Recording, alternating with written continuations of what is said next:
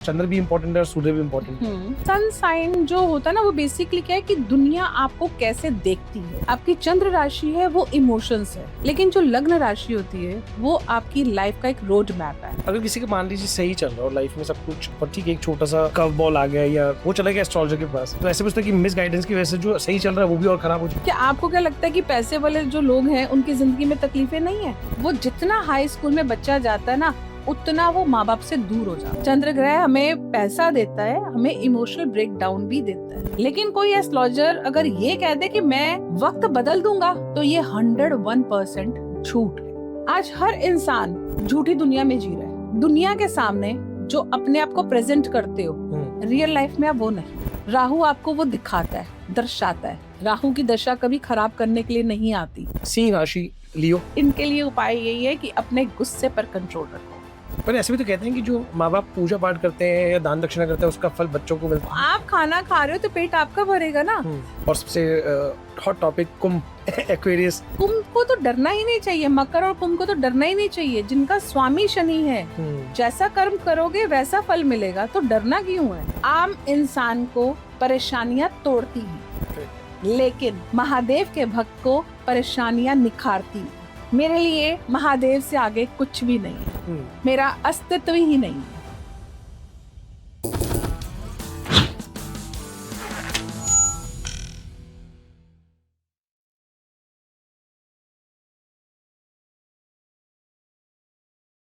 Cutting to the चीज, मतलब ma'am आपने इतना समय इतना वर्ष इस विद्या को दिया, एस्ट्रोलॉजी को दिए जी। मैं बहुत इंटरेस्टेड हूँ इस बात को जानने के लिए कि वेस्टर्न एस्ट्रोलॉजी और इंडियन और वैदिक एस्ट्रोलॉजी में एक जगह पे सन साइन को बहुत ज्यादा इंपॉर्टेंस रेलेवेंस दिया जाता है जी। और एक जगह बिल्कुल कंप्लीटली मून साइन को। जी।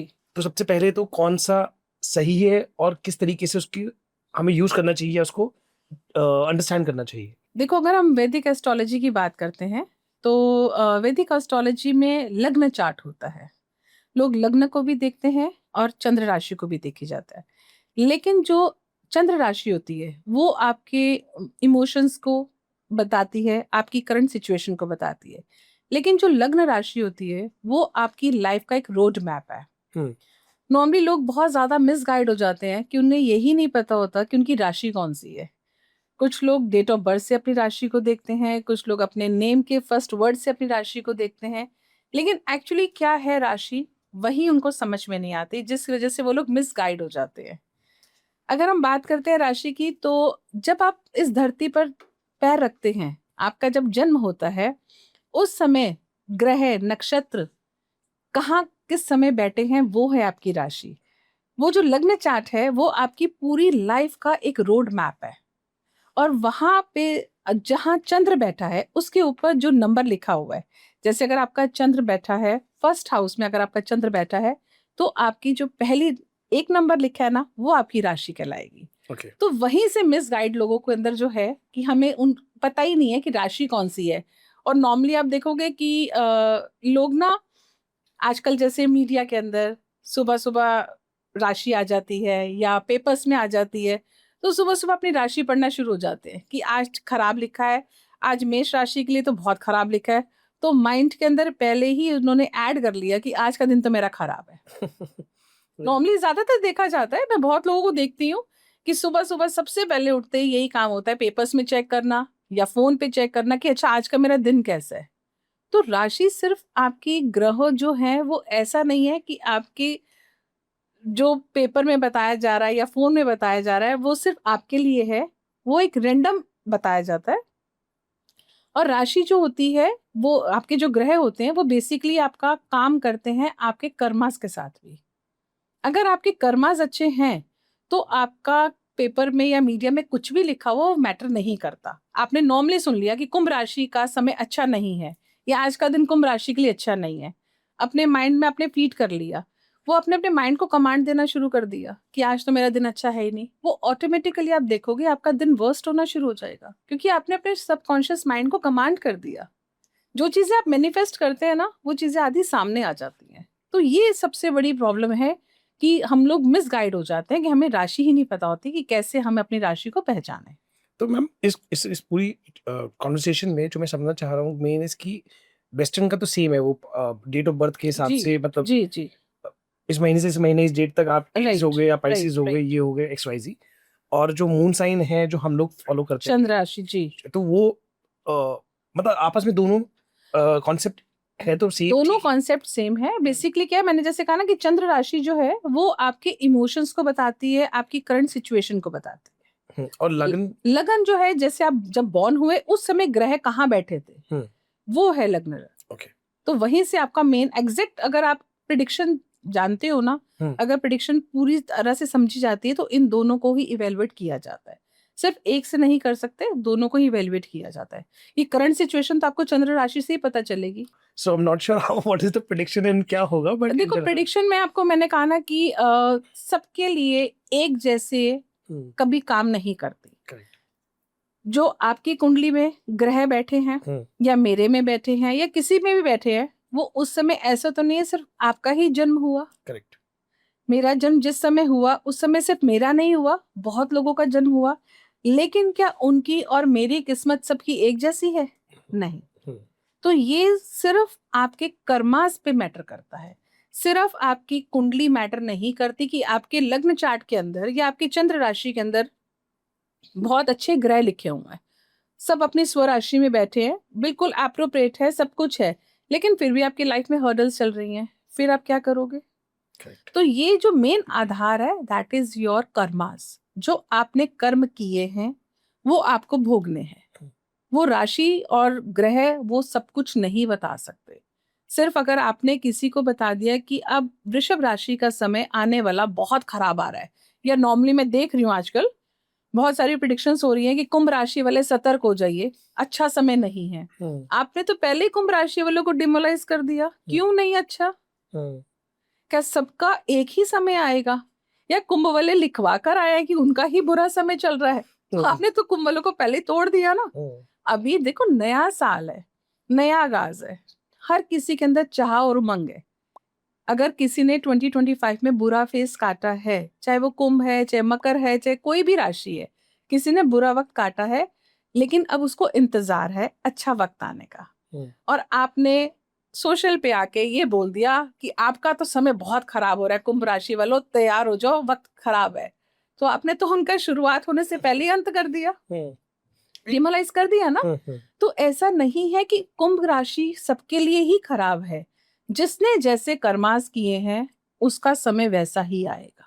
मैम ये इसी बात पे एक चीज को मैं और जोड़ना चाहता हूँ, विच इज कि जैसे आपने राशि की बात करी, जी सनसाइन की बात करी, मून साइन की बात करी, जो हमारे सोशल मीडिया है, न्यूज़पेपर कॉलम्स है, हर जगह पर सनसाइन पे ही एम्फेसिस ज्यादा रहता है। जी राइट, ये तो हम वैदिक मिथोलॉजी एस्ट्रोलॉजी के हिसाब से हम इस अ, शादी के योग को देखने के लिए या कुंडली जन्म कुंडली में लाने के लिए हम मून और असेंडेंट वाला देख लेते हैं। तो सन साइन सिर्फ मतलब बहुत ही इम्पोर्टेंट, चंद्र भी इम्पोर्टेंट है और सूर्य भी इम्पोर्टेंट है। तो दोनों का कैसे आपस में तालमेल देखो होता है? सन साइन जो होता है ना, वो बेसिकली क्या है कि दुनिया आपको कैसे देखती है, ओके। वो मैटर करता है। और जो आपकी चंद्र राशि है वो इमोशंस है। तो दोनों का डिफरेंस है।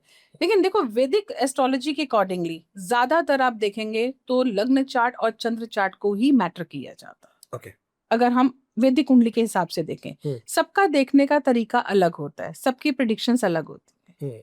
तो सिर्फ आप ना सनशाइन को एक्यूरेट बता सकते हो, ना मून साइन को बता सकते हो, ना लग्न को बता सकते हो। सबकी वेरिएशंस डिफरेंट है। सब एक समझो एस्ट्रोलॉजर एक टीचर है, सबका पढ़ाने का तरीका अलग है।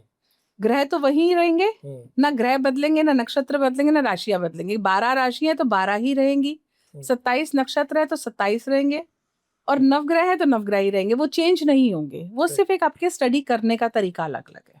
और फिर इतने सब चीजें आपने कहा बहुत स्टेबल है, मतलब एक कॉमन जी प्लेटफॉर्म है या एक बेंचमार्क है, तो फिर हर एस्ट्रोलॉजर एक नई कहानी लेकर क्यों आता है? सॉरी, मतलब नथिंग। हाँ बिल्कुल, आई एग्री विद यू। और बड़ा डर का धंधा बना दिया है इसको, लोगों के फियर पे खेलते हैं उसको, सॉरी टू से, नहीं नहीं, आई एम मिसगाइड करते हैं। टोटली आदि एग्री विद यू कि मैं खुद भी इस चीज के लिए कहना चाहती हूँ कि अगर आप इस विद्या में हैं, आपको परमात्मा ने ये विद्या दी है, तो उसको आप अपना ये समझो कि यू आर सो ब्लेस्ड कि 100,000 की भीड़ में परमात्मा ने आपको चुना।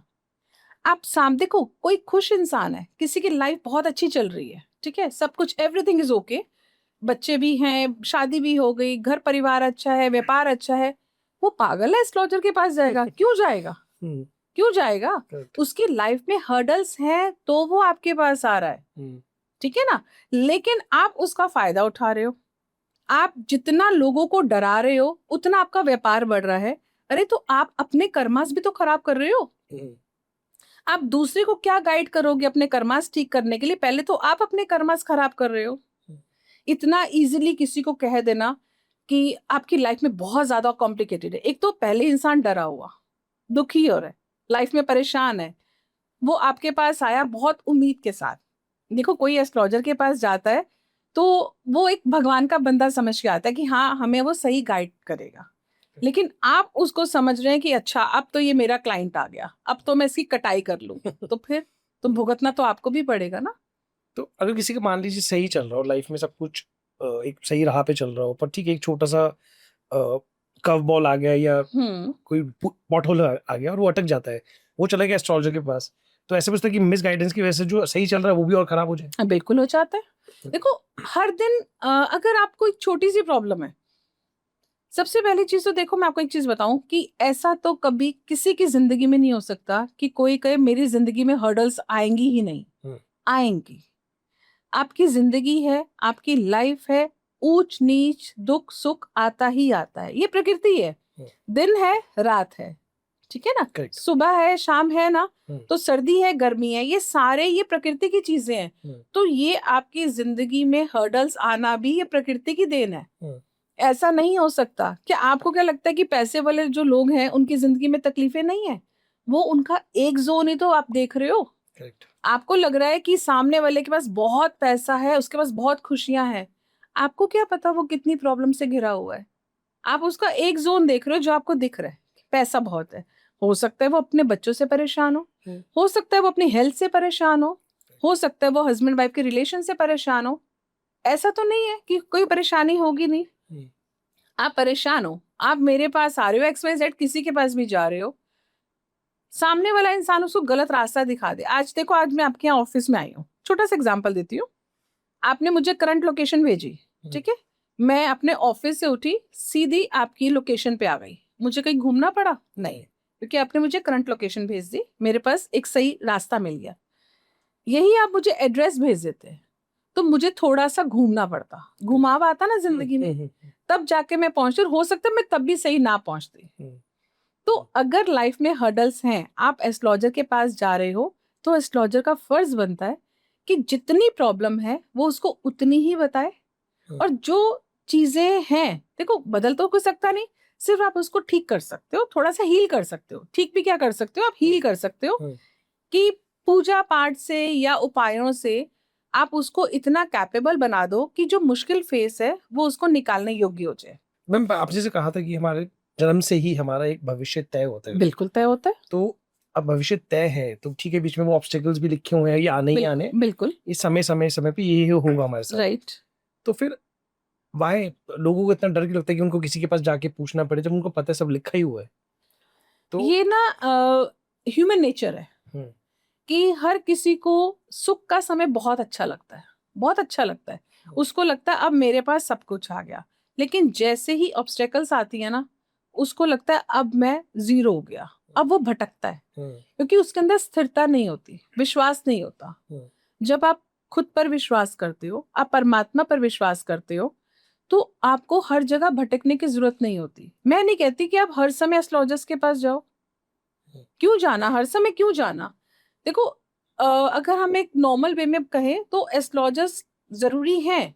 वो सिर्फ इतना जरूरी है कि जैसे आपके पास किताबें हैं, बुक्स हैं आपके पास, लेकिन जब तक आप स्कूल नहीं जाओगे आपको बुक्स की नॉलेज नहीं है, ठीक है ना? आपको ये नहीं पता कि उसके अंदर क्या लिखा हुआ है। तो वही है कि आप अगर कोई आपको प्रॉब्लम्स आ रही हैं, हर्डल्स आ रही हैं, तो आप ठीक है एस्ट्रोलॉजर के पास जाओ, जो उसने रेमेडी दी वो करो। लेकिन ऐसा नहीं है कि उसके ऊपर पूरा ब्लाइंड फेथ कर लो कि हाँ भाई अब तो ये भगवान हो गया, ये कहेगा तो मैं ये करूंगी, जैसे जैसे कहता जाएगा वैसे वैसे करूंगी। क्यों ऐसा करना? ऐसे की जरूरत नहीं होती। आप उतना देखो, अपने ऊपर भी तो कर्म भी तो जरूरी है। करेक्ट। आज आप एस्ट्रोलॉजर के पास जा रहे हैं, उसने आपको कह दिया कि आप ये रेमेडीज करते जाओ, ठीक है। आप लेकिन रेमेडीज तो कर रहे हो, साथ ही साथ आप लोगों को टॉर्चर कर रहे हो, लोगों के साथ छल कपट कर रहे हो, या जानवरों को तंग कर रहे हो। ये छोटी छोटी चीजें हैं, तो क्या आपके सारे उपाय काम करेंगे? नहीं करेंगे। सबसे पहले तो अपना प्यूरिफिकेशन करना बहुत जरूरी है। पहले अपने आप को चेंज करोगे तो ऑटोमेटिकली आपके ग्रह भी आपके अनुकूल होने शुरू हो जाएंगे। आपने बहुत सारी चीजें कर ली, बहुत सारे उपाय कर लिए, लेकिन आप सामने वाले का पैसा छल कपट करने में नहीं बाज आ रहे, तो क्या होगा? कौन से उपाय काम करेंगे? मैम इस आपसे एक चीज, एक बड़ा इंटरेस्टिंग क्वेश्चन मेरे दिमाग में, प्लीज आप बुरा मत मानेंगे। जी, तो कैसे पता लगेगी कौन से एस्ट्रोलॉजर सही है? मतलब कैसे, व्हाट इज द क्राइटेरिया? कैसे बहुत पता लगे? बहुत सारी, मतलब आजकल तो आप देखिए हर दूसरी ऐड मेरी इंस्टाग्राम पे किसी न किसी एस्ट्रोलॉजर की आ रही है, कोई जी, ऐप की आ रही है, किसी प्रोफाइल की आ रही है, राइट, और हर आदमी अपने हिसाब से ज्ञान बांट रहा है, राइट, और जिसको जो समझ आ रही है बात वो उसको पकड़े जा रहा है, ठीक है, रिपीट करे जा रहे हैं। तो बिल्कुल। But what is the basis of testing और नोइंग द वाटर्स कि हाँ ये सही है ये गलत है आपके लिए? देखो, सबसे मेन चीज ये बताऊं कि अगर मैं अपना नहीं, मैं नॉर्मली एक रेंडम आपको बता रही हूँ जी। कि अगर आप मेरे पास आ रहे हैं या किसी के पास जा रहे हैं, तो आपको ना अपना डेट ऑफ बर्थ और टाइम और प्लेस बताना चाहिए। उसके बाद 10 to 15 मिनट्स आप देखो कि सामने जो एस्ट्रोलॉजर बैठा है वो आपके ग्रहों को पढ़ के, आपके डेट ऑफ बर्थ, ये सब चीजें पढ़ के आपको कितना आंसर दे रहा है। ऐसा तो नहीं कि आपको 100% आंसर दे देगा, लेकिन 10 में से अगर वो 5 बातें या 6 बातें आपको बता रहा है तो आपका ट्रस्ट बिल्ड होगा ना। करेक्ट। आपको पता चलेगा कि हाँ, इसको ये चीजें हैं, ये प्रॉब्लम्स हैं, ये अपनी फैमिली में ये इश्यूज फेस करके इसलिए मेरे पास आया है। आप एस्ट्रोलॉजर के पास जा रहे हो, आप जाने के बाद अपना डेट ऑफ बर्थ बता रहे हो, अभी वो आपका डेट ऑफ बर्थ लिख ही रहा है और आपने सारा कुछ अपना गुणगान कर दिया, तो क्या पता चलेगा? देखो, कोई भी है, XYZ कोई भी पर्सन है, हमारी जिंदगी ना 4 जोन पे चलती है। ओके। और वो 4 जोन पता है कौन से होते हैं? HRCM। ओके। किसी को भी प्रॉब्लम है, इन 4 जोन के अलावा नहीं होती। Okay. H means health, C means career, R means relation, M means money. बनी। इन्हीं चारों के लिए तो जाते हो, Correct. और किस लिए जाया जाता है? करेक्ट। किसी को हेल्थ इशू है, किसी को रिलेशन इशू है। अगर ये चारों जोन आपके ठीक हैं तो कोई क्यों जाएगा एस्ट्रोलॉजर के पास? सही बात है। तो इसीलिए जा रहे हो ना। तो आप थोड़ी देर के लिए शांत हो जाओ, देखो वो he has the knowledge or not, हाँ, she or she। Yes yes, पर मैम जैसे अभी आजकल ये आप किसी ऐप में डालो अपनी डेट ऑफ बर्थ, जी, टाइम, ये ऐप्स भी निकाल देते हैं, चैट जीपीटी भी निकाल के दे देता है, तो हम नॉट श्योर वो जो देते हैं वो भी तो सेम ही चीज निकालते होंगे जो नहीं, एस्ट्रोलॉजी भी यूज करते हैं, वो नहीं, अलग चीजें। बिल्कुल अलग है। ओके। देखो, चैट जीपीटी है या AI, जो भी हम बात कर रहे हैं, आज बहुत आगे बढ़ चुका है, बहुत कुछ हो गया है। लेकिन अगर आप किसी एस्ट्रोलॉजर के पास जाते हैं तो वो आपको सिर्फ आपकी कुंडली नहीं बताएगा ना, आपको हील भी करेगा, इमोशनली हील भी करेगा, स्पिरिचुअली हील भी करेगा। देखो, अगर उसने विद्या ग्रहण की है तो बिना परमात्मा से जुड़े हुए नहीं करी होगी, तो उसका कुछ तो ऑरा होगा, कुछ तो उसके अंदर एक स्पिरिचुअलिटी होगी। तो वो AI कैसे आपको स्पिरिचुअल हील करेगा? वो तो सिर्फ आपके ग्रहों को पढ़ के बता देगा कि हाँ ऐसा है, ऐसा ऐसा। सबका एक जैसा नहीं होता ना।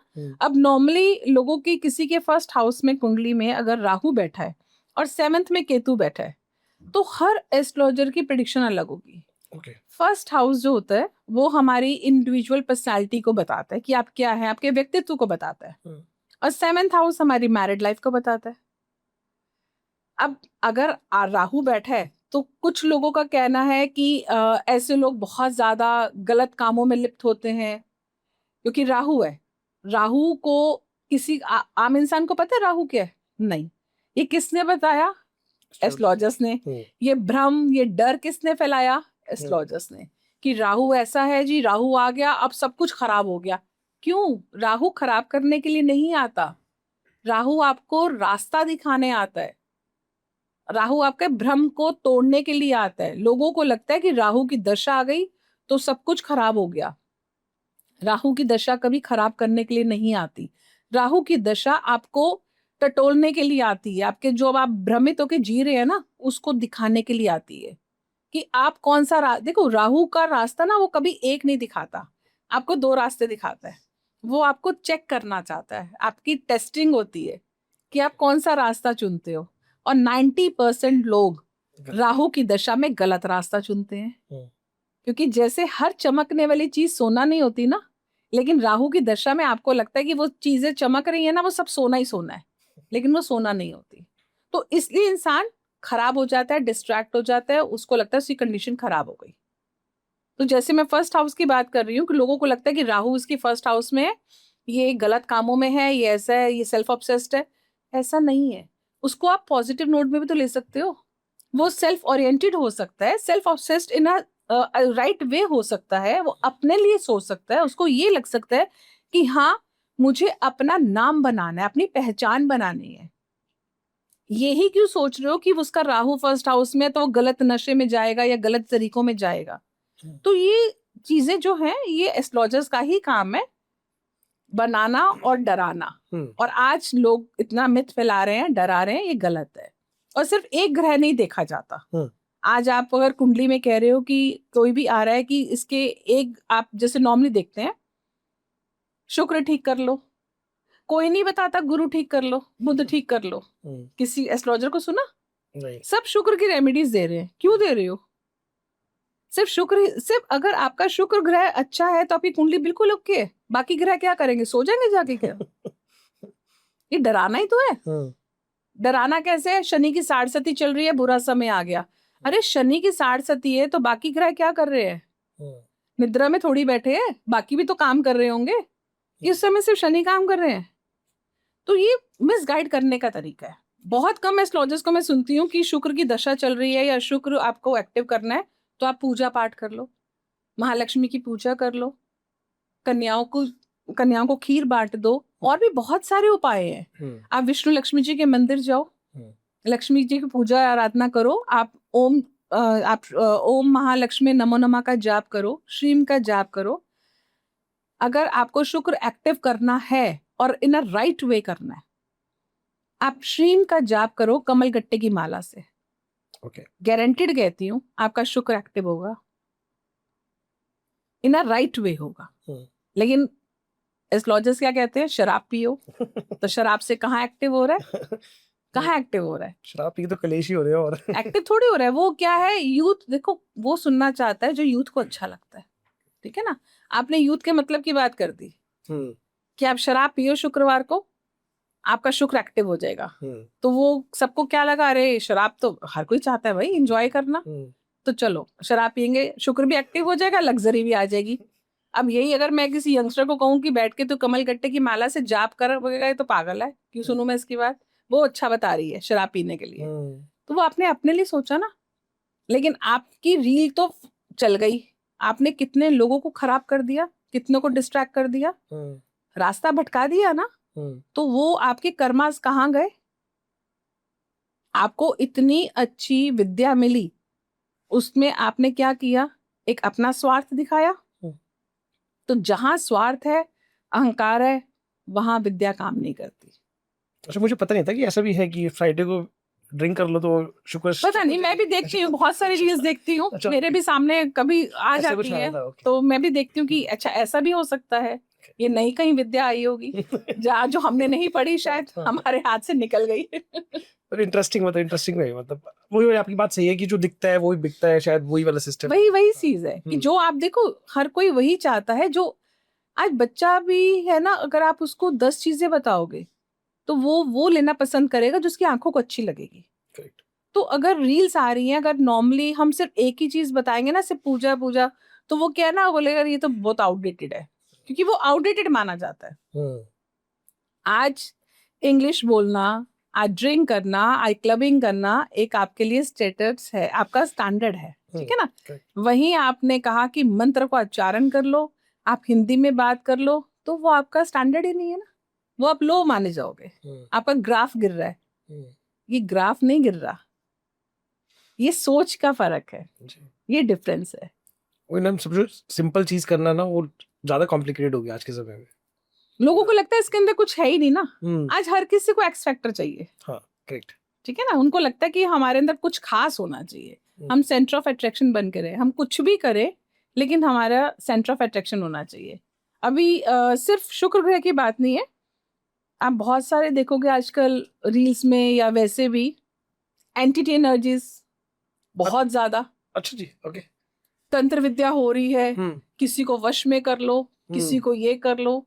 मतलब ऐसे कैसे वश में कोई कर सकता है? कैसे कोई वश में कर सकता है? ये बेवकूफ बनाने का तरीका है ना। बहुत सारे लोग हैं जो कहते हैं कि हम तो नेगेटिव एनर्जीज करते हैं जी, हम तो बहुत सारी पावर्स है, मैं आपको वश में कर सकती हूँ, मैं ये कर सकती हूँ, वो आपके पैरों में गिर जाएगी। अभी मैं रिसेंट में देख रही थी, एक लेडी है मुझे उनका नाम नहीं पता, लॉर्ड्स ऑफ माला उन्होंने अपने गले में धारण की हुई है, मतलब बहुत ही अलग तरीके से। ओके। मतलब एक होता ना कि आप किसी को देख के आपको एक वाइब्स आती है, पॉजिटिव वाइब्स आती हैं आदि, उसको मतलब लिटरली जब मेरी कुछ ऐसे मैं देख रही थी, जब रील्स में सामने है तो एक बहुत वियर्ड सा लुक, टीका लगा रखा है, प्रॉपर वे में नहीं लगा रखा, त्रिपुंड बना रखा है, मतलब नहीं समझ में आया मुझे क्या कर रखा है। गले में इतनी सारी मालाएं, मुंड माला भी पहन रखी है, जबकि फीमेल्स मुंड माला नहीं पहन सकती। मुंड माला भी पहना हुआ है, रुद्राक्ष भी पहना हुआ है, बहुत सारी चीजें कैरी की हुई हैं। एक आपने अपना गेटअप ऐसा बनाया हुआ है, फिर आप उसमें रील्स में कह रहे हो कि 2 लाख रुपए मैं पूजा के लेती हूँ, जिसको मर्जी वश में करा लो, गारंटेड है तुम्हारे पैरों में आके गिर जाएगा वो इंसान। अभी क्या है? और लोग कमेंट भी कर रहे हैं, हाँ मेरा वो दुश्मन है, आप ये मेरा माँ काम करा दीजिए। क्या है ये? तो मिसगाइड है ना ये। ऐसी एक वो बाबा भी है, मैंने कुछ देखा था, वैसे समोसे या हरी चटनी खा लो, गर्मी कलेज खत्म हो जाएगी। बहुत सारे मतलब हाँ, बहुत सारी चीज चलती है। आप देखो बहुत बहुत ज्यादा हम लोग ब्लेस्ड है अगर हमारा जन्म सनातन धर्म में हुआ है, बहुत ब्लेस्ड है। ओके। लेकिन हम इसकी कद्र नहीं कर रहे। हम लोग ना वेस्टर्न कल्चर की तरफ भाग रहे हैं, ठीक है। लेकिन कभी आप देखना कि जितनी श्रद्धा के साथ फॉरेनर्स पूजा पाठ करते हैं, मतलब एक ना एक अलग सी वाइब्रेशंस आती हैं। आप वृंदावन चले जाओ, हरे रामा हरे कृष्ण इस्कॉन टेम्पल चले जाओ, वहां का जो एक एम्बियंस है, जो ऑरा है, मतलब लिटरली जब वो कीर्तन कर रहे होते हैं ना, आपके गूज़बम्स खड़े हो जाते हैं। वो उनको नहीं पता वो कैसे लग रहे हैं, कैसे नहीं लग रहे, वो उस समय कीर्तन कर रहे हैं तो वो पूरा अपने भक्ति में झूम रहे हैं। लेकिन हम लोगों में है ये चीज दिखावा। मैं हरिद्वार जाती हूँ या ऋषिकेश जाती हूँ, तो वहां पे देखते हैं हम लोग कि फॉरेनर्स हैं, जाप कर रही हैं, शंख बजा रही हैं, मतलब एक अलग सी वाइब्रेशंस फील होती है और बहुत खुशी होती है उस समय देख के कि देखो वेस्टर्न कल्चर हमारे धर्म को अपना रहा है। लेकिन वही मन दुखी होता है कि हमारा धर्म, हमारे बच्चे वेस्टर्न को अपना रहे हैं। ऑफ कोर्स मैंने एक आधी जगह मैंने भी सुना है, मैंने देखा भी है, तो उसमें बहुत अच्छा वाइब बहुत अच्छा होता है जब आप उस एम्बियंस में जाओ। बिल्कुल। आजकल तो कुछ एक मैंने सुना है कॉन्सेप्ट शुरू हुआ है जहाँ पे भक्ति जैमिंग होती है, लोग इकट्ठा होते हाँ हैं आजकल अच्छा लग रहा है, लोग। ये मैं भी देख लूं गुड़गांव साइड में कुछ ऐसा हो रहा है और बहुत अच्छी बात है। बड़ा अच्छा देखो अब ना धीरे धीरे लोग इतना परेशान हो चुके हैं, इतना परेशान हो चुके हैं कि देखो एंड तो परमात्मा ही है, ठीक है ना। अब कोरोना के बाद से बहुत फर्क आ गया है कि लोगों ने ना मौत को जैसे कहते हैं ना टक करके छुआ है तो वो छूने के बाद ना एक अंदर से लगने लग गया है कि जिंदगी कुछ नहीं है, नहीं पता अगला पल है या नहीं है। तो अब बच्चे जो हैं वो अच्छा लगता है देख के, कई जगह ऐसा होता है कि जहाँ झूम रहे हैं, भक्ति कर रहे हैं, लेकिन फिर भी अभी थोड़ी सी कमी है। जब वो पूर्णता तरीके से आ जाएंगे ना, बहुत अच्छी बात है, बहुत अच्छा है। और ये पूर्णता तरीके से तभी आएंगे जब जो रील्स में पंडित लोग हैं या एस्ट्रोलॉजर्स हैं ये थोड़ा सा मिसगाइड करना कम करेंगे। So continue on the thought ma'am कि अब हमने राशि का तो बात कर ली, राशि के बारे में बात करना चाहेंगे डिटेल में थोड़ा सा, और मैं इसको 2026 से बिल्डिंग करना चाहूंगा। और उससे पहले मैं आपसे समझ रहा था कि योगा जैसे राजयोग हो गया, धन योग हो गया, या जितने भी प्रकार के योग होते हैं, एक तो ये होते क्या है, इनका रेलेवेंस क्या है, सेम ही होते हैं, नाम अलग है या क्या है?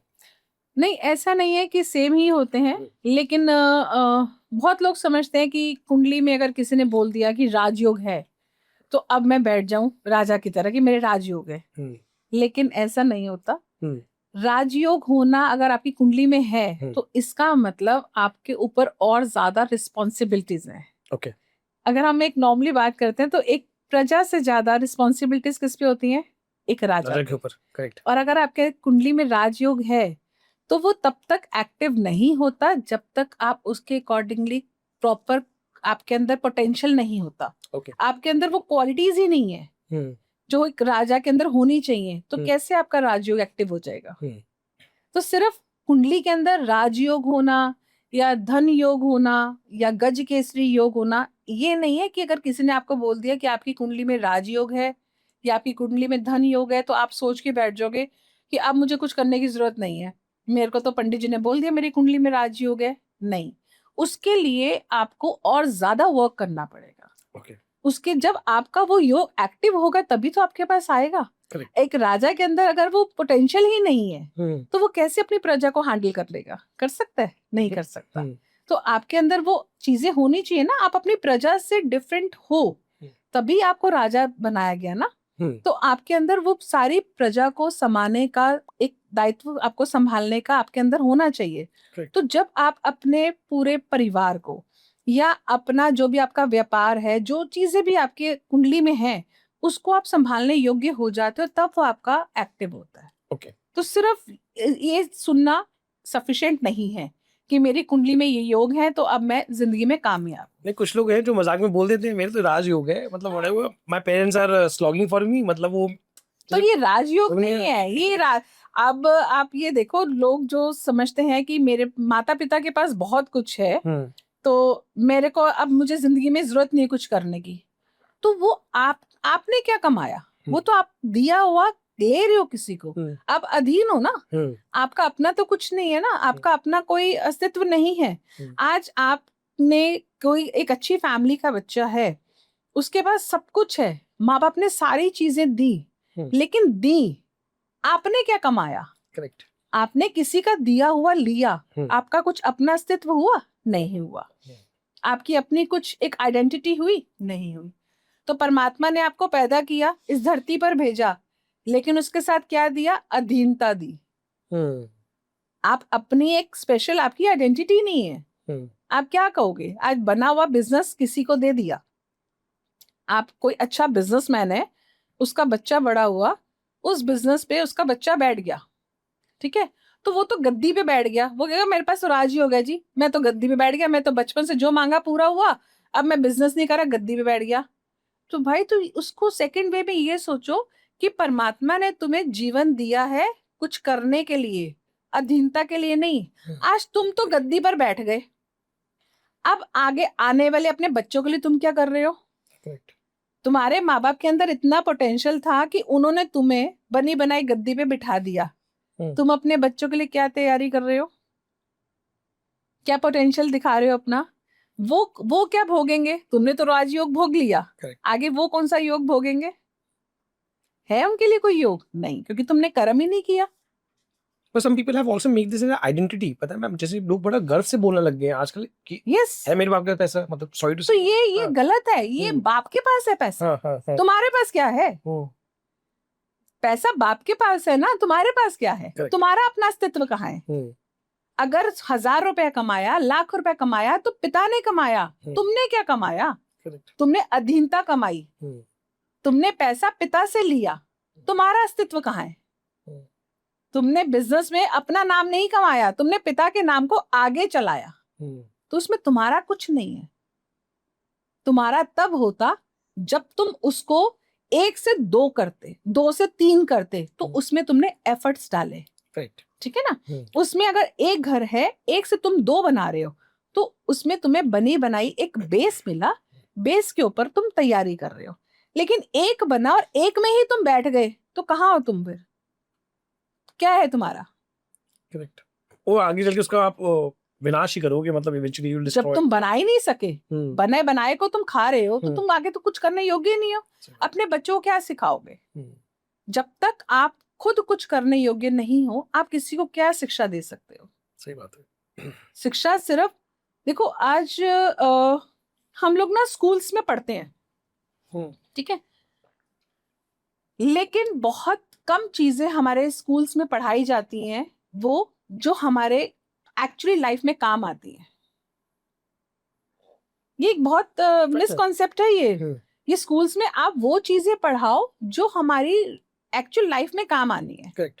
अब स्कूल्स के अंदर 10th तक तो आपने बच्चों को ब्लॉक कर दिया, साइंस के अंदर, हिस्ट्री के अंदर, इन सब चीजों के अंदर उनका आधा तो निकल गया।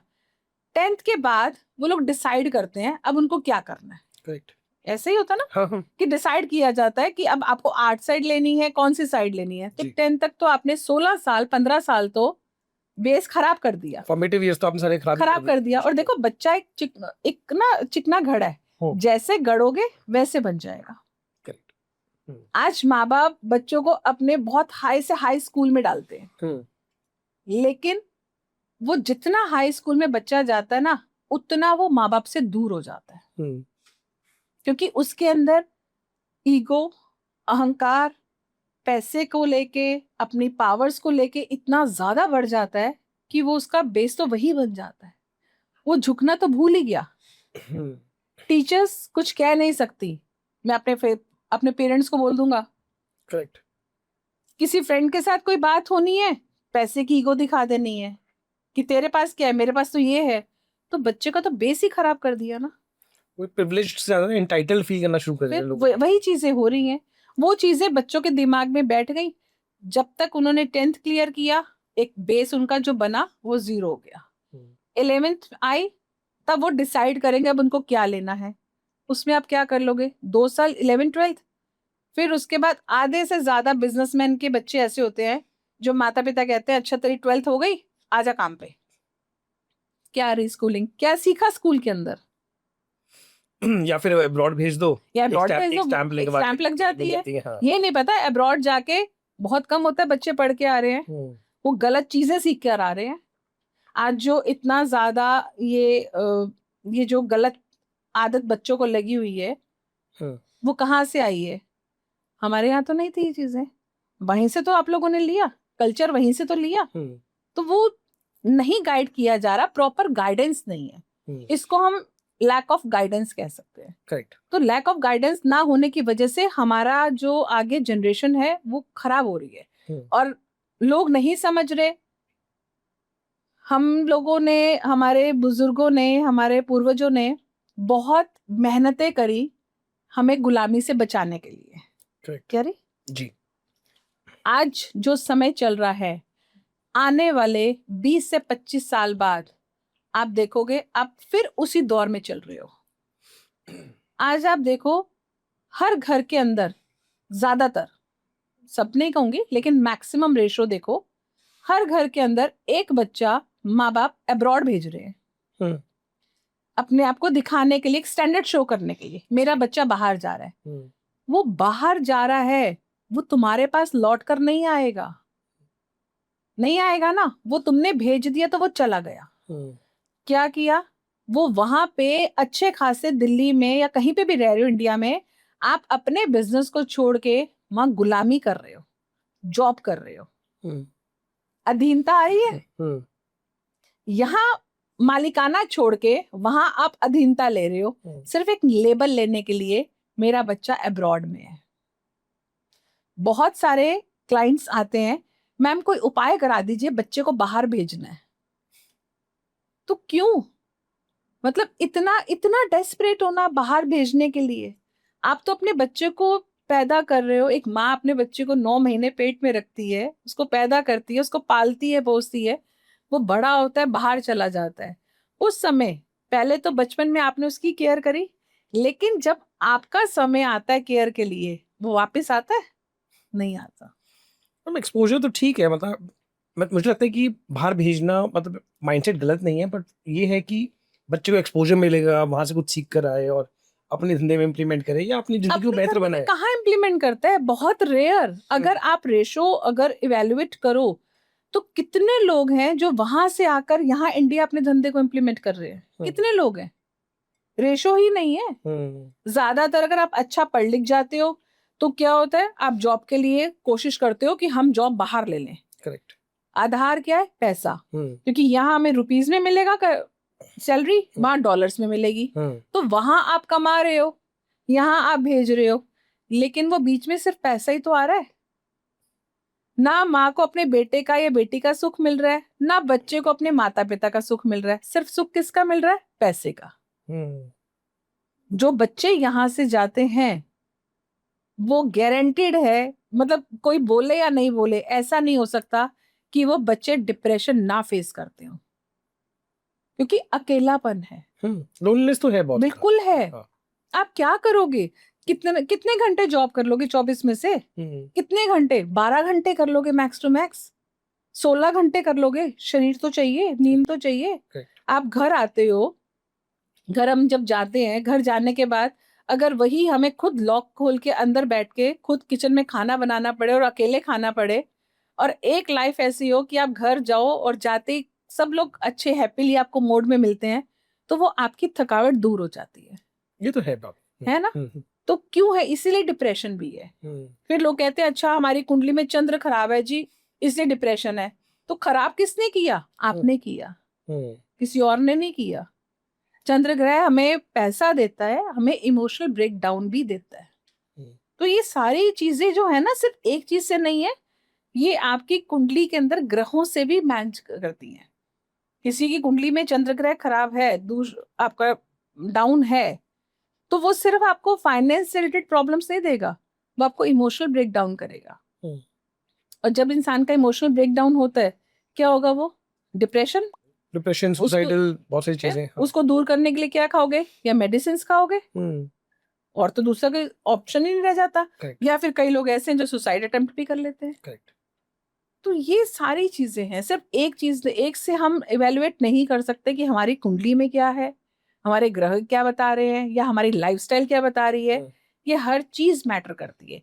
एक बच्चे को बनाने के लिए सिर्फ उसका स्कूल नहीं चलता, उसके माँ बाप भी होते हैं, उसका स्कूल भी होता है, उसका फ्रेंड सर्कल भी होता है, सब चीजें होती हैं, तब जाके वो बच्चा एक अच्छा कैपेबल इंसान बनता है। इसी बात से मैं आपका ना थोड़ा कनेक्ट करता हूँ। हमने योग की बात कर ली, जी थोड़ी बहुत राशि की करी, अभी और डिटेल में करेंगे। अगर हम युग की बात करें तो अभी चल रहा है कलयुग, कलयुग जो भी हम बोलते हैं एग्जैक्टली, मतलब तो अब व्हाट इज वी आर, किस डायरेक्शन में हम हेड कर रहे हैं अभी? तो मतलब बहुत ही नेगेटिव, क्राइम रेट, देखो अभी तो कलयुग का ही बहुत समय है। अच्छा, बहुत समय है। तो अभी हम अपनी अभी तो आप सोच भी नहीं सकते, अभी Okay. तो 4000 साल और हैं। ओके, अभी बहुत लंबा युग है, ये छोटा युग नहीं है। ओके। ये 4 युग होते हैं, सतयुग, त्रेता युग, द्वापर युग, कलयुग। तो अभी ये कलयुग चल रहा है, अभी बहुत समय है। अभी तभी तो कह रहे हैं ना, अभी समय है। अब इंसान थोड़ा थोड़ा स्पिरिचुअल होना शुरू हुआ, तो जब तक सतयुग आएगा, दूसरा युग आएगा, तब तक इंसान पूर्णतः दोबारा से स्पिरिचुअल हो जाएगा, भक्ति की तरफ हो जाएगा। तो ऐसे नहीं है ना कि इतना इजीली आ जाएगा, हर चीज का समय है, प्रारब्ध है। जैसे मैंने कहा ना, प्रारब्ध जो है उसको कोई बदल नहीं सकता, जो समय लिखा है उसको कोई बदल नहीं सकता।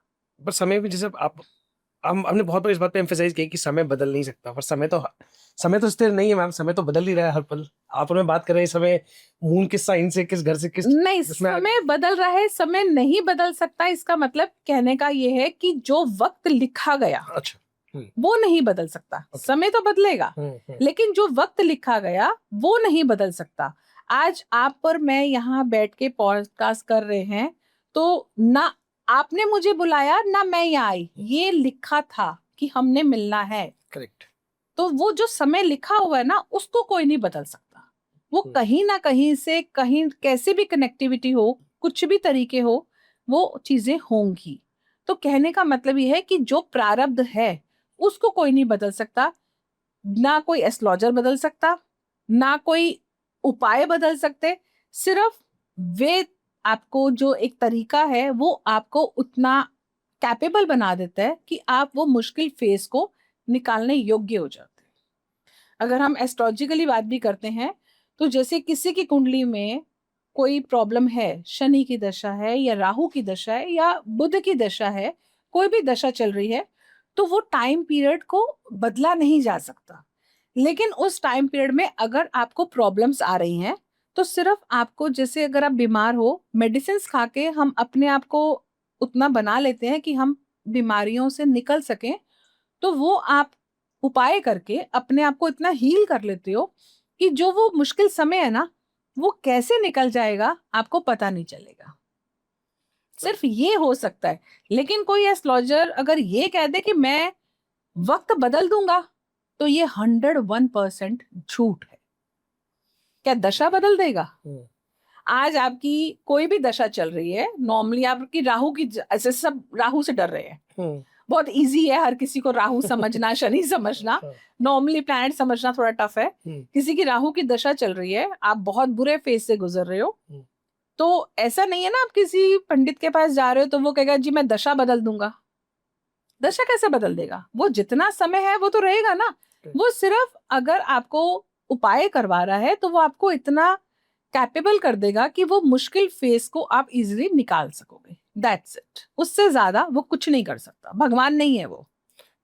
मैम, आप जब बहुत सारे लोग हैं जो सिर्फ शुक्र पे फोकस करते हैं, कुछ राहु पे फोकस करते हैं, और जैसे अब राहु से बहुत ही एक साइकोलॉजिकल फियर बना दिया गया बहुत ज्यादा लोगों के दिमाग में, जैसे ब्रेन वॉश कर दिया यस कि राहु आपकी कुंडली में किसी भी घर में हो, किसी भी ग्रह में हो, तो कुछ ना कुछ तो खराब हो ही रहा है आपका, मतलब आपकी मत मारी जाएगी, आप सही राह से मतलब भटक जाओगे। पर Rahu is not totally bad, right? Rahu bad है ही नहीं आदि। अच्छा, राहु एक्चुअली गलत नहीं है। ये आम इंसान को क्या पता राहु क्या है? करेक्ट, हाँ। किसी को पता राहु क्या है? ये किसने बताया? ये जो इतना बड़ा बवाल और इतना प्रपंच रचा, किसने रचा? ये एस्ट्रोलॉजर्स ने रचा है। ओके, मैं एस्ट्रोलॉजर हूँ, लेकिन मैं बता रही हूँ ये जो इतना बड़ा प्रपंच रचा हुआ है ना, राहु की दशा आ गई, ये हो गया, अब ऐसा हो जाएगा, बुरा फेस आ जाएगा, क्यों नेगेटिविटी फैला रहे हो? राहु गलत नहीं है। राहु एक्चुअली आपको टटोलने के लिए आ रहा है। आप क्या कर रहे हो, आप कौन सा रास्ता चुन रहे हो, आप जितना भ्रम में जी रहे हो, उसको दिखाने, आपको रास्ता दिखाने आ रहा है। लेकिन लोग इसको समझते हैं अब मेरे, वो क्या ना, यहाँ फीड कर लिया। आपकी राहु की दशा है, नॉर्मली आपके साथ कुछ मिस हैपनिंग हो गई, नॉर्मल, वो होनी है, जो लिखी है वो होनी है। और आप किसी के पास गए, उसने कुंडली में देख के कह दिया आदि आपकी तो राहु की दशा है, आपने यहाँ फीड कर लिया, माइंड में फीड हो गया।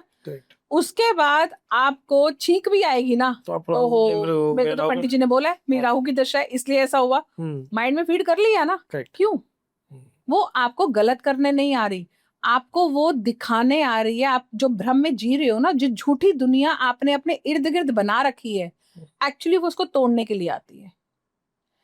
आज हर इंसान झूठी दुनिया में जी रहा है, हर इंसान। और सोशल मीडिया का फेस अलग है, फेस अलग है, और रियल लाइफ का फेस अलग है। जैसा है नहीं है, सबके फेस अलग है। तो वो क्या है, आप दुनिया के सामने जो अपने आप को प्रेजेंट करते हो, रियल लाइफ में आप वो नहीं हो। ओके, ठीक है ना? राहु आपको वो दिखाता है, दर्शाता है। राहु ने आपको, कोई आपका फ्रेंड सर्कल है, आप सबके अंदर लाइमलाइट में हो, ठीक है, आपको लग रहा है कि ये सारे मेरे अपने हैं, जितने हैं सब मेरे अपने हैं। लेकिन राहु आपको जब टाइम चल रहा है ना, कुछ ना कुछ ऐसा फेस लेके आएगा कि वो जिनको तुम आप अपना समझ रहे थे ना, वो मुश्किल समझ में गधे के सर से सींग उठता ना, वैसे भाग जाएंगे। उस समय आपको एहसास होगा ये तो मेरा कोई था ही नहीं। करेक्ट। ये भ्रम किसने तोड़ा? राहु ने तोड़ा। तो ये गलत नहीं है ना? तो वो सबसे अच्छा सेवियर आपका फिर तो आपको गलत नहीं दिखा, आपको वो दिखा रहा है। मुश्किल समय में अगर आपके 20 दोस्त है ना, मुश्किल समय में आपको ढूंढना पड़ेगा एक कंधा, एक भी, हाँ, कि कोई मेरा अपना है या नहीं है। True. और यही आप पार्टी रख लो, 20 आपके अपने ना, 40 ऊपर से आ जाएंगे। आ जाएंगे ना। तो ये है। तो जब हमारे पास लग्जरी होती है, पैसा होता है, धन दौलत होती है, जिसको शुक्र ग्रह कहा जाता है, तो सारे अपने हैं, पराये भी अपने हैं। वो कहते हैं मैम, उगते हुए सूरज को सब सलाम करते हैं। हाँ, लेकिन ऐसा नहीं है ना कि आपको डूबता हुआ सूरज सिखाता नहीं है। डूबता सूरज भी सिखाता है कि नई सुबह होगी। ये सीखने के ऊपर फर्क है। हम हमेशा उगते सूरज को सलाम करते हैं, डूबते सूरज को कोई सलाम नहीं करता। अरे वो आज डूब रहा है लेकिन कल उगेगा भी, करेक्ट। वो भी तो सीख दे रहा है आपको। आज अगर रात हो रही है, कितनी भी गहरी रात है, लेकिन सुबह होगी। करेक्ट। आप ये नहीं कह सकते मैं सिर्फ गहरी रात में ही सो रही हूँ। मुश्किल फेस है तो वो आपको बना रहा है। मैं जैसे महादेव की भक्त हूँ, मेरे लिए महादेव से आगे कुछ भी नहीं है, मेरा अस्तित्व ही नहीं है। तो मेरा मानना है आम इंसान को परेशानियां तोड़ती हैं, करेक्ट। लेकिन महादेव के भक्त को परेशानियां निखारती हैं। वो निखरता है क्योंकि उसके अंदर इतनी क्षमता आ जाती है तकलीफों को सहन करने की कि उसको परवाह ही नहीं होती कौन आपका अपना कौन आपका पराया, उसको जरूरत नहीं है। जो महादेव का भक्त है ना, कभी कोई ये नहीं कह सकता कि मैंने जिंदगी में मुश्किल फेस नहीं काटा, ऐसा हो ही नहीं सकता। फिर वो भक्त नहीं है, फिर वो भक्त नहीं है। महादेव ने खुद काटा है। महादेव का भक्त हमेशा मुश्किल फेस काटता है। महादेव कटवाते हैं उसको मुश्किल फेस, उसको दिखाते हैं सबके चेहरे कि देख कौन से झूठे चेहरे तेरे साथ है। जब वो उन सारे झूठी पीड़ाओं से उठ जाता है ना, तब वो महादेव की भक्ति पाता है। और जब उसको महादेव की भक्ति मिल जाती है ना, तब उसको दुनिया की जरूरत नहीं होती, बिल्कुल उसको जरूरत नहीं है कौन आपके साथ है कौन नहीं है। जब महादेव हो आपके साथ तो बस क्या दिक्कत है। दुनिया रंग बदलती है, महादेव वक्त बदलते हैं। अरे वाह, बहुत बढ़िया बात। I also believe it. मैं भी मतलब महादेव को बहुत मानता हूँ। कुछ चीजें होती है जो अंदर से ना अपने आप आवाज आती है, बिल्कुल मुझे लगता है वो उनकी ही है कि यस, आपको किसी की जरूरत नहीं है। क्योंकि क्या है ना, आप जब महादेव से कनेक्ट होते हो ना, तब तक आती है आप इतना अंदर, आपने सब कुछ सहन करने की आपके अंदर क्षमता आ जाती है कि आपके अंदर भूख प्यास डर खौफ सब कुछ खत्म हो जाता है, आप सबसे ऊपर हो जाते हो। तो एक शव है, एक शव को कुछ नहीं पता होता, ठीक है। तो एक शव के अंदर जब जान आती है तभी वो इंसान बनता है। Correct. तो महादेव की जब हम भक्ति करते हैं ना, पहले महादेव ना हमें शव बना देते हैं। अच्छा। जैसे अगर हम महादेव की बात करते हैं तो शिव शव हैं शक्ति के बिना। सही बात है। हाँ। क्योंकि जब तक उनको पार्वती जी नहीं मिली थी वो शव थे, वो तप ही तो कर रहे थे, उनको भूख प्यास कुछ पता चलता था नहीं। लेकिन उनको शिव किसने बनाया? शक्ति ने। शिव बिना शक्ति अधूरी, शक्ति बिना शिव दिशाहीन। तो जब हमें शिव, और देखो एक फेमिनिन एनर्जी, एक फीमेल, मुझे लगता है कि एक फीमेल जब शिव भक्ति करती है ना, उसके अंदर पावर्स और ज्यादा आ जाते हैं। ओह अच्छा, ओके। क्योंकि फीमेल फेमिनिन एनर्जी है ना, तो शिव और शक्ति दोनों मिल जाते हैं।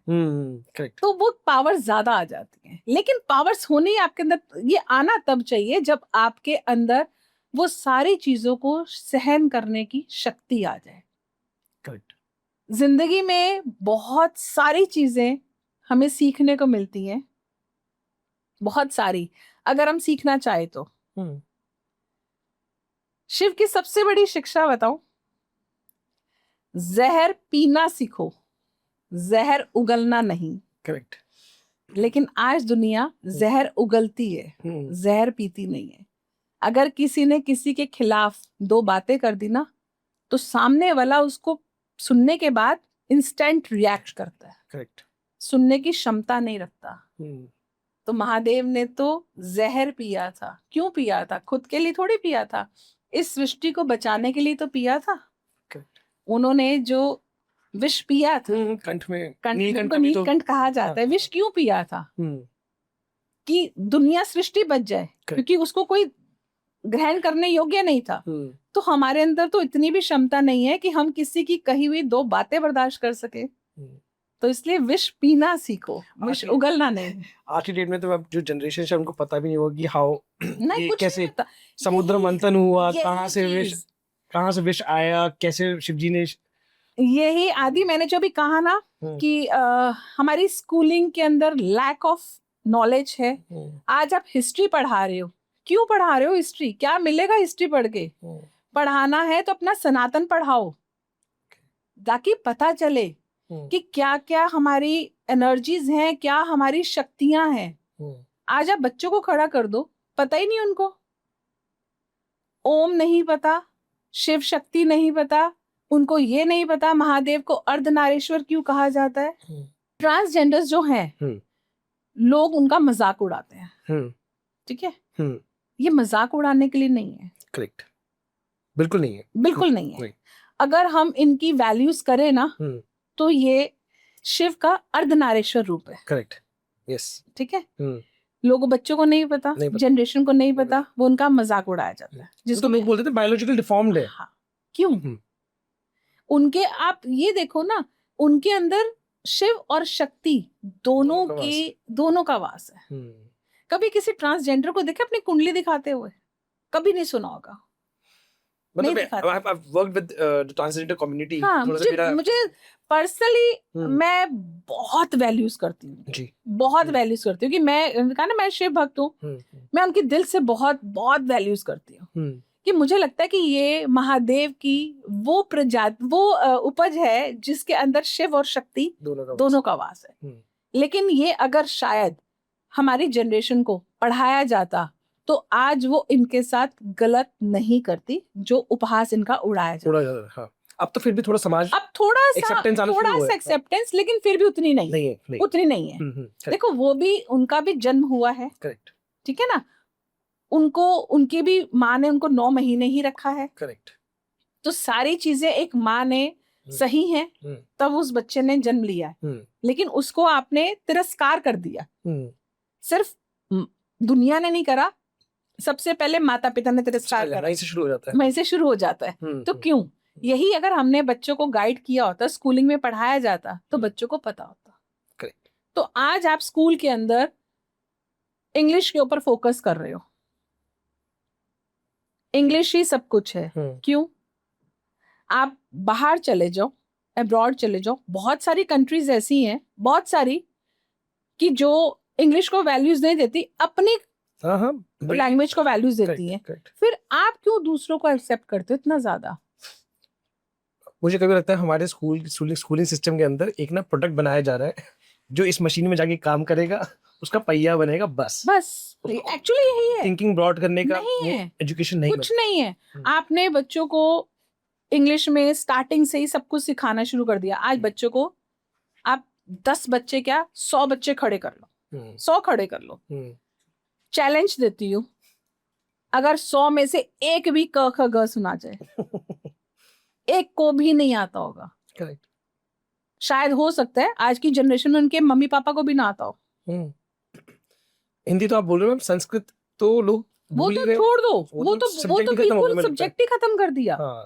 अब क्या है, अब तो धीरे धीरे हिंदी भी खत्म होती जा रही है, अब तो फ्रेंच लैंग्वेज आ रही है, स्पेनिश आ रही है, मतलब आप अपना दायित्व खत्म करते जा रहे हो। मैंने कहा ना कि जो इतनी ज्यादा लोगों ने प्रताड़नाएं सही या इतना सब कुछ सहा। अब देखो, कल क्रिसमस था जी, ठीक है, कितनी जनरेशन है, कितनी आपके पास पॉपुलेशन है क्रिश्चियंस की, कितनी है? माइनॉरिटीज इंडिया में, माइनॉरिटीज है ना, हम इंडिया में रह रहे हैं, माइनॉरिटीज है, लेकिन सारे जने देखो कैसे धूम से क्रिसमस मना रहे होते हैं। करेक्ट। लोगों तो बहाना चाहिए, क्रिसमस ईव हो जाती है, कुछ भी मिल जाए, कोई बात, क्रिसमस हो गई, एक दिन पहले क्रिसमस ईव हो गई। मतलब वो जो इतनी माइनॉरिटी है जिसके अंदर वो कम्युनिटी आपको जोकर बना के घूम रही है। जोकर ही तो बन के घूम रहे हो। हम लोग सनातनी जो इतनी बड़ी जो पॉपुलेशन है, कहलवाओ राम राम, कहलवा सकते हो? आपने उनका हाय कहना सीख लिया, अपना राम राम कहलवाया? नहीं कहलवाया। ये कमी किसकी है?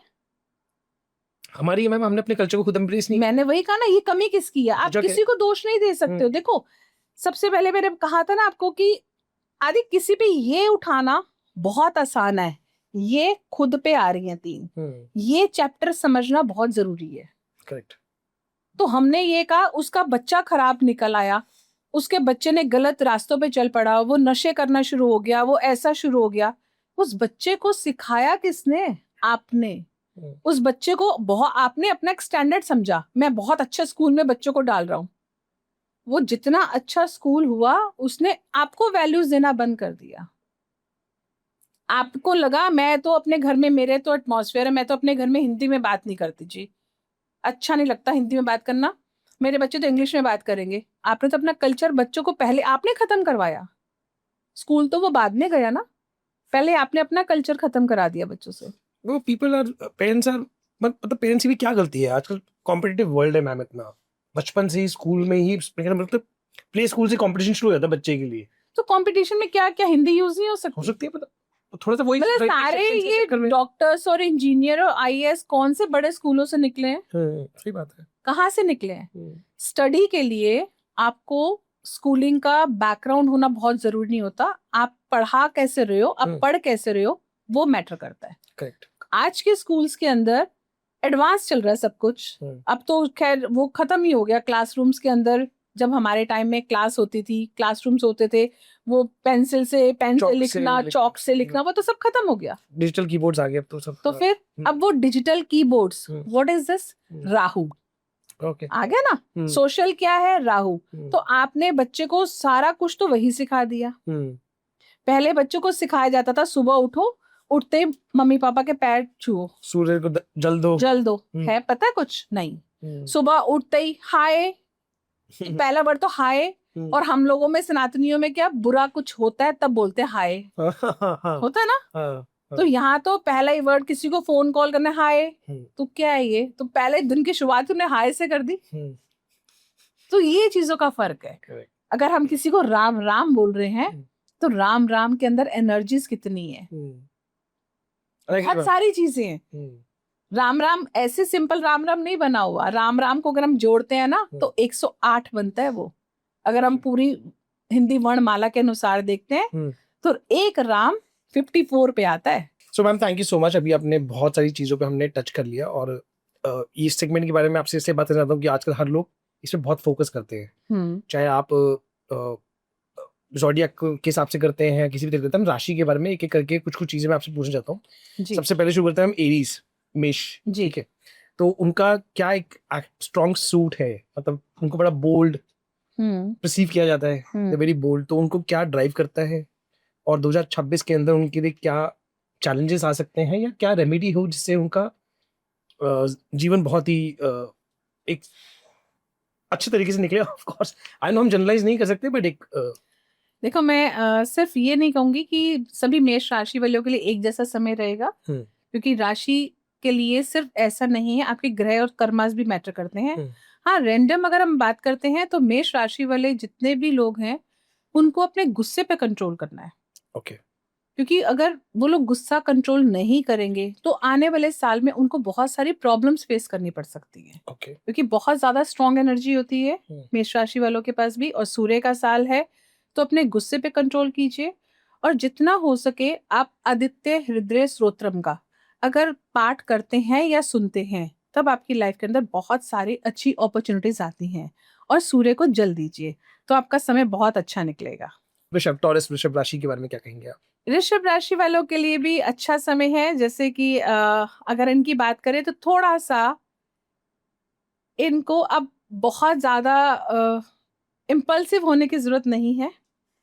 इमोशनल बैलेंस रखना जरूरी है, क्योंकि हो सकता है इनको स्टेबिलिटी लाने के लिए बहुत सारी चीजें ऐसी सहन करनी पड़े। क्योंकि जब आपका एक झूठा घर टूटता है ना, तब आपको तकलीफें आती हैं। तो जो इनके स्ट्रॉन्ग में, जो इनके नॉलेज में या इनके फ्रेंड सर्कल में जो झूठे रिश्ते हैं, सबका चेहरा सामने आएगा। तो अपने आप को स्टेबल करके चलना है, क्योंकि ये जो आपके साथ झूठे रिश्ते हैं ये आपको तोड़ने के लिए नहीं आ रहे, आपको बनाने के लिए आ रहे हैं। क्योंकि जब आप झूठ से बाहर निकलोगे तो कुछ करोगे। तो जो इनका समय है, इनका अच्छा समय है। बुरा समय किसी भी ग्रह का नहीं होता, किसी भी राशि का नहीं होता। मेरा मानना ये है, किसी के लिए कोई बुरा समय नहीं होता, उसका आधार कर्माज है। हाँ, थोड़ा सा हम इतना कह सकते हैं कि आप जितना अपने आप को संभाल के चलेंगे उतना अच्छा है। इनके लिए एक रेमेडी, अगर ये पूरा साल करेंगे, इनको ओम महालक्ष्मी नमो नमः का जाप करना है। जितना ज्यादा ये जाप करेंगे उतना इनकी फाइनेंशियल कंडीशन अच्छी होगी। और हो सके तो ये 5 शुक्रवार या 7 शुक्रवार जब भी इनको चाहे पूरा वर्ष के अंदर, कोई ऐसा नहीं कॉन्टिन्यूटी इनको रखना है, जब भी इनको चाहे 5 या 7 अपने मन से सोच के इन्होंने 9 कन्याओं को खीर का भोग लगवाना है। Okay. ये छोटे छोटे उपाय इनकी लाइफ में बहुत कुछ लेकर आएंगे। परफेक्ट है। आई होप जो सुन रहे हैं वो इसको अप्लाई बिल्कुल। करें। मिथुन राशि की जेमिनी, मिथुन जी जेमिनी राशि, हाँ जी। जी, इनको थोड़ा सा अपनी वाणी पर कंट्रोल रखना है, Okay. क्योंकि अगर ये अपनी वाणी कंट्रोल नहीं रखेंगे तो इनके रिश्ते भी खराब होंगे और इनको बिजनेस के अंदर भी प्रॉब्लम्स आएंगी।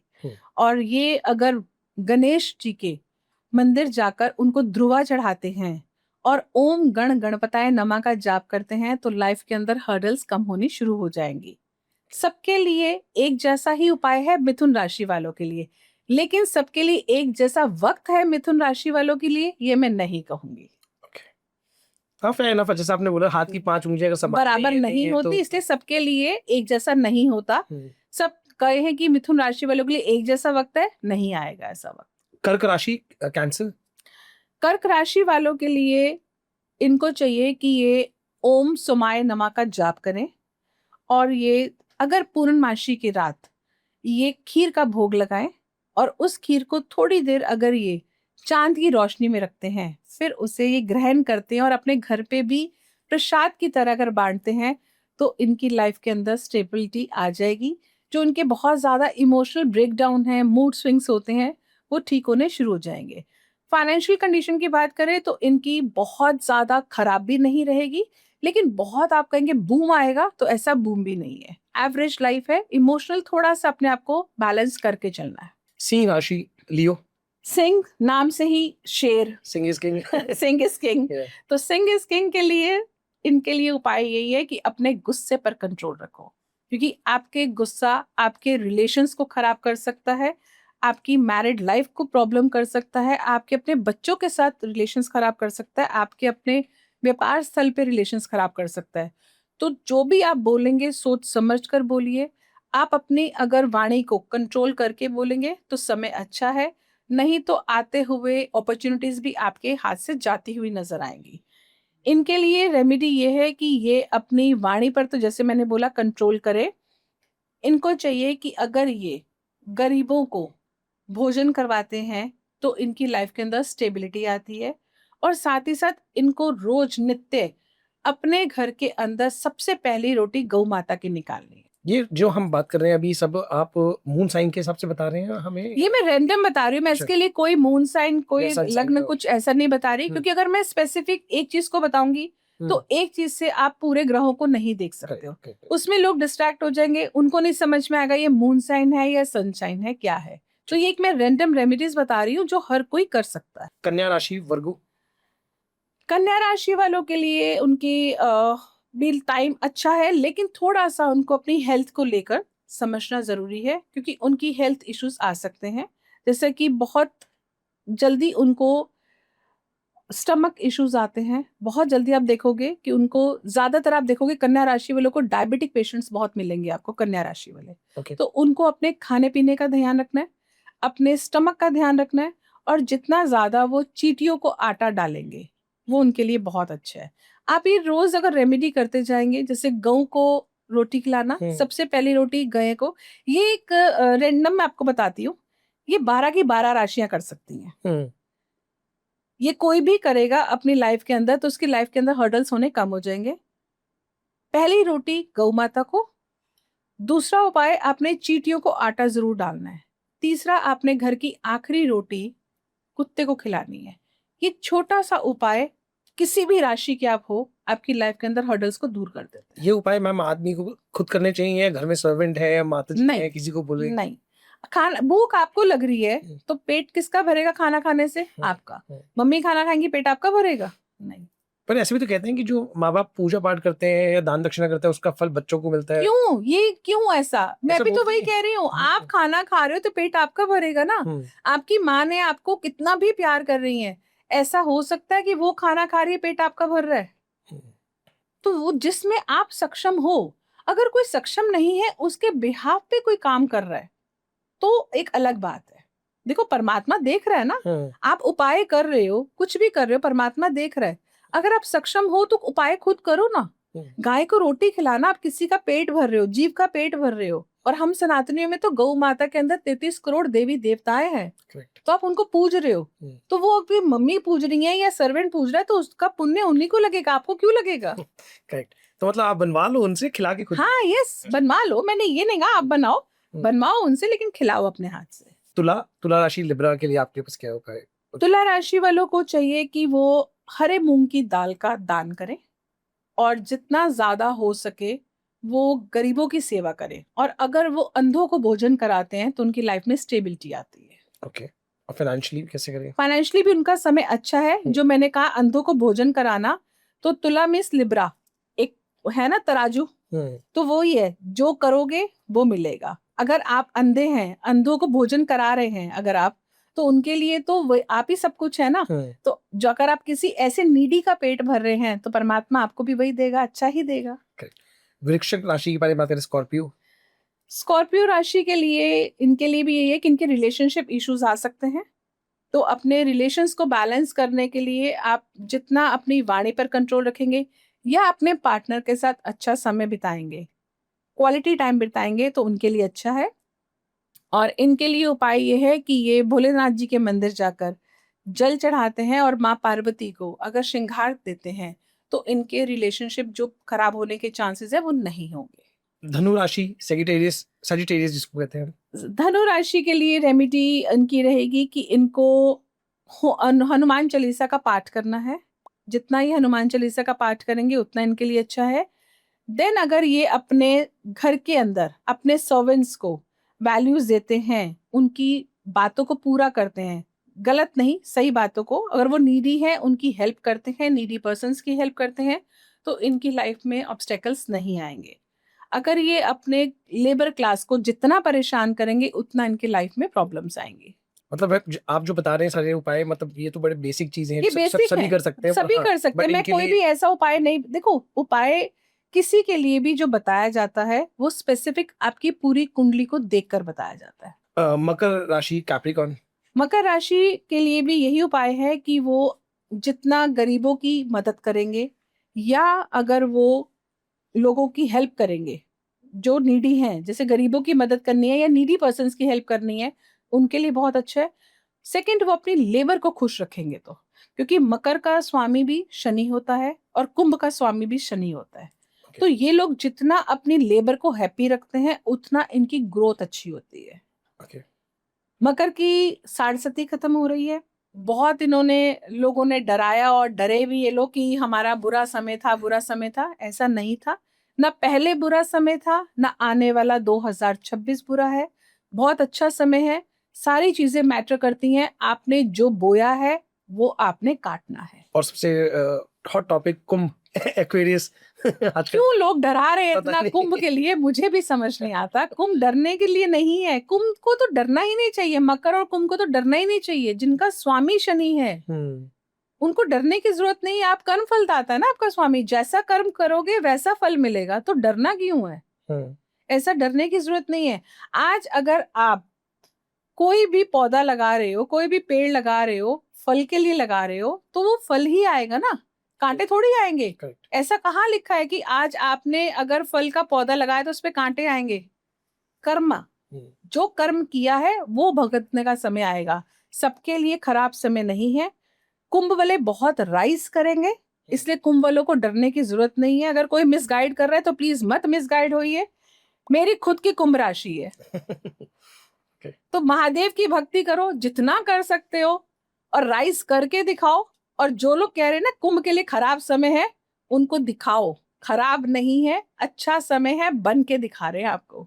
Prove them wrong. हाँ yes, prove them wrong. Challenge के साथ एक्सेप्ट करो। अगर कोई गलत कहता है ना तो उसको चैलेंज के साथ एक्सेप्ट करो, उसको अपने आप को डिमोटिवेट नहीं करो। अब ये मेरी राशि है तो मैं इसमें और दिलचस्पी लूंगा। मीन पाइसेस के बारे में क्या कहेंगे आप?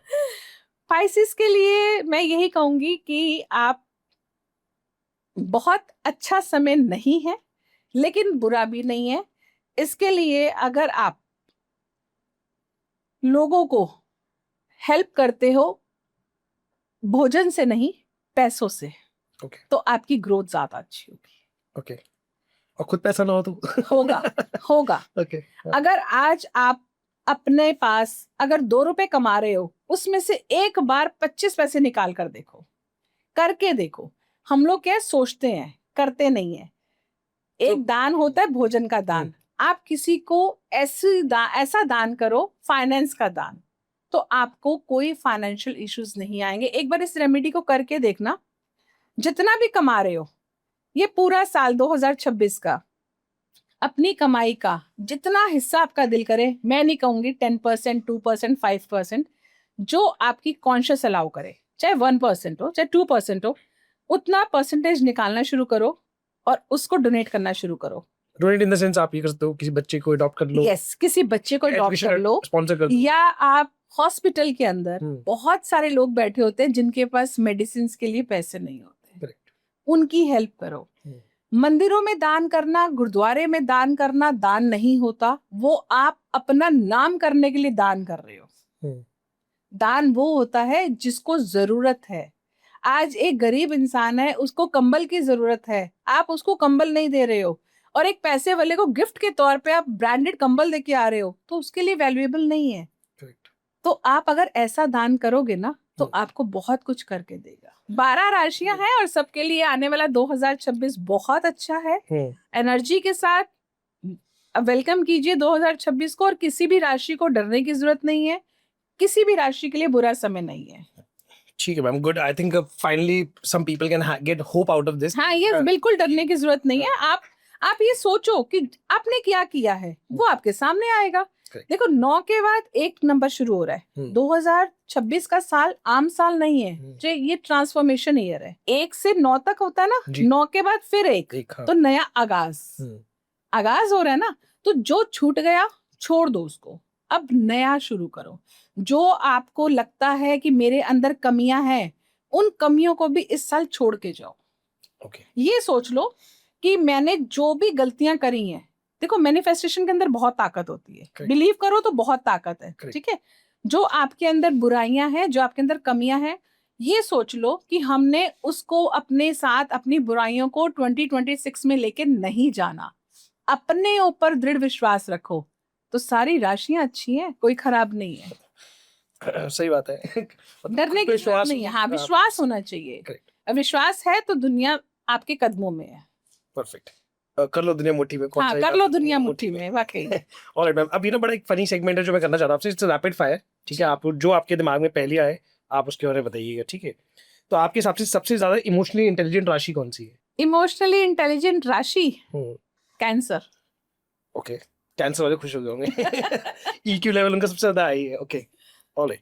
सो जो लोग लेट ब्लूमर्स होते हैं बट लॉन्ग रन में जीत जाते हैं, ये सच है क्या है? इसके बारे में आपका क्या ख्याल है? उनके लिए ना एक वो चलता है, slow and steady wins the race. हाँ, वो कछुए वाला जो बच्चों कछुए वाला, हाँ, तो वो जीत जाते हैं।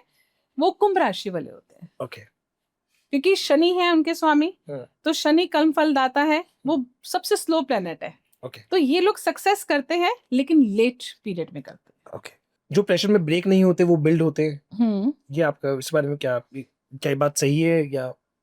मेष राशि। मेष राशि, ओके। तो ये लोग they will need to stay steady and they can grow. ऐसी कौन सी राशि है 2026 में जो सबसे ज्यादा सेल्फ अवेयर हो सकती है? सेल्फ अवेयर हो सकती है लियो। लियो पीपल प्लीज वॉच आउट। और एक ऐसी कौन सी राशि है जिसको 2026 में अपना कंफर्ट जोन छोड़ना पड़ेगा? टॉरस। कोई एक ऐसी राशि है? पाइसेस का कुछ है? मैं पॉजिटिव बता दो मेरे को, मैं मेरी खुद की ग्रीड फुलफिल हो जाए। पाइसेस के लिए मैंने कहा ना, बहुत अच्छा है। अच्छा। आप देना सीखो। ये जो 2 हाथ है ना, ये गिव एंड टेक है। दोगे ना तो receiving, this is giving and receiving. तो दो तो अपने आप सब कुछ आएगा। देना सीखो, आप लोग देते नहीं है। मुझे आपकी बात सुन के ना वो लगाना याद आ गया, तू 1 पैसे देगा वो तुझे 10 लाख देगा। यस।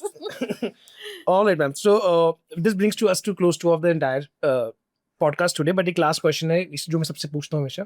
जैसे शो का नाम है द एडिक्टेड शो, तो एक ऐसी चीज जिससे आप एडिक्टेड हो, कोई एक दिनचर्या हो सकती है, कोई प्रैक्टिस हो सकती है, कोई बिलीफ हो सकता है, कोई टीवी पे शो हो सकता है, ऐसा कौन सा चीज है जिससे आप एडिक्टेड हो? महादेव की भक्ति।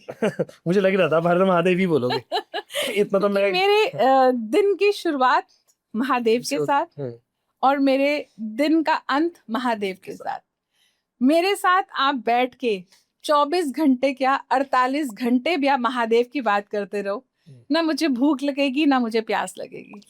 मतलब मुझे एक एडिक्शन है, एडिक्शन मतलब वो भक्ति का ऐसा है कि मुझे लगता है कि मेरे पास मुझे कुछ नहीं चाहिए, सिर्फ सामने वाला इंसान इतना सुनने की क्षमता रखे तो मैं महादेव के बारे में बात कर सकती मैम अगला पॉडकास्ट आपसे महादेव पे ही करेंगे। हूँ। ये भी महादेव की भक्ति। All right ma'am, thank you so much, thank you. I am so honoured कि इतना सब कुछ आपने बताया और आपका व्यू पॉइंट लोगों को पता लगा, तो मुझे तो बड़ा मजा आया। एंड जो आपने प्रैक्टिसेस बताई हैं, I hope people will apply it. हाँ बिल्कुल, मैं अपनी तो करूंगा, वैसे मैं करता हूँ ऑलरेडी, पर मैं और ज्यादा हाँ, बट ठीक है। Thank you so much ma'am for being here today. Her her Mahadev.